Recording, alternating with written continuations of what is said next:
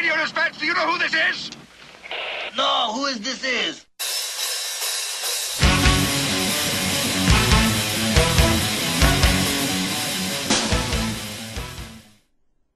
Hello and welcome to TradeWithoutEmotion.com. My name is Michael. Today we're going to be looking at SD, Sandridge Energy Incorporated, trading on the New York Stock Exchange. This stock made a big move today. This morning it gapped up considerably and it stayed above the moving average 50 for a very bullish move. In this video we want to take a look at some of the indicators that show that this stock's going to continue on up. And it's making a real nice move. However, we do have some concerns, but let's get into some of the video analysis and decide from that point. Again, here we have SD. This is a 3-month chart on it with a daily period. Moving down to the candlesticks, we'll see that we were in a confirmed downtrend, and we know that by these points right here signifying that this stock has been doing nothing but going down. And in fact, I think if you look at the longer term chart, it's been doing this for about 6 months. Anyhow, this was definitely broken a couple days ago, so it's been making a very bullish move. As you can see, we've had kind of a support area right in here, kind of almost a slight ascending triangle or a symmetrical triangle. As you can see, it traded in this channel and then finally broke out and then made the big move to the upside. As you can see, the volume's been very bullish. Today we had slightly less volume, but it's still significantly more than the 10-day average. Let's take a look at some of the support areas that we have, or resistance areas to begin with here. Clearly we have our first resistance area at the high of the day today, which is 8.79, which was actually hit fairly early in the day. So it's key that we break this to continue the upside movement here.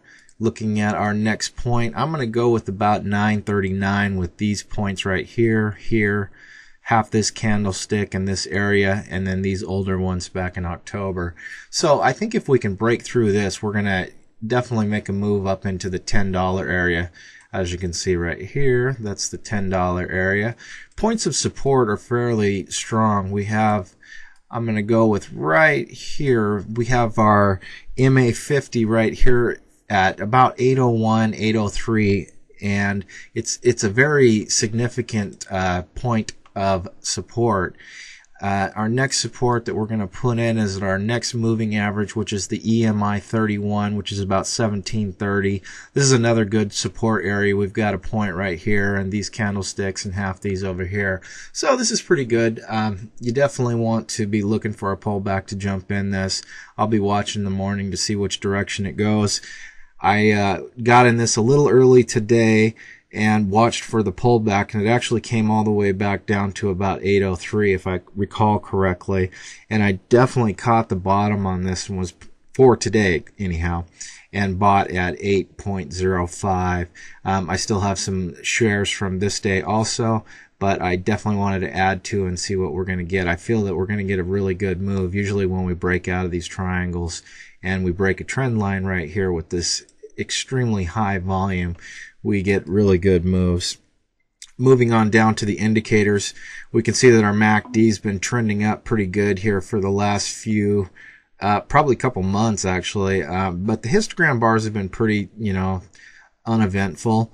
If you look closely, you can see that these histogram bars are moving up, and this little area on the MACD is turning up. The most significant part of this is that we're actually going to cross the zero line, and any type of upside move with the zero line crossover on the MACD is extremely bullish, and this is confirmed by our full stochastic. Anytime that we're looking for a zero line crossover, we want confirmation with another indicator, and I usually tend to use the full stochastic as one of the better confirmers. Looking at the money flow index, the MFIs, we've had pretty good money flowing into this, and as you can see, this orange line is the short-term indicator overlying the longer term, the 14 period, and you always want this to be above the other one to show a bullish move. moving up to the RSIs, which is our momentum indicator. We have the orange and the white, which is our very, very short-term momentum indicators, but they're in a very confirmed buy position. And the best part I like about this is our 14, which is just hovering over 50. It looks like it's about ready to break the 60 area. And that gives you a lot of room to run. Usually you're looking to hold these until about the 75 area, 75 to 80 area, One of the more bullish indicators that I'm finding right here is this ADX line. As you can see, I'm going to pull down a little bit on the chart here. This red line indicates the negative DI, and it signifies the trend, and we've had nothing but a downtrend. And that was confirmed broken when this crossed over with these uptrending, with the break of the trend line. So as you can see right here, it was confirmed on this day. These are lagging indicators. And so what we want is this green line to move up as strong as possible. And once it crosses the white line, we've got another bullish indicator. So things are looking really good with this indicator. Like I said, just pay attention to this red line right here and how it's been above the green line for so long. Also, we have one of the more important things that I need to point out that is problematic. Let me delete all these annotations. Usually this stock is outside of the upper Bollinger Band, which does give me concern.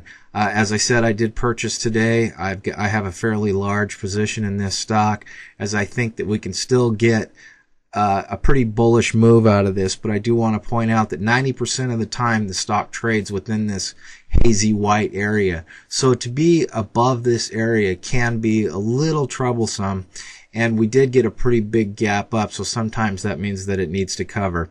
Hopefully we're just going to continue on up. Anyhow, I hope you enjoyed the analysis and enjoy the rest of your day. Thanks.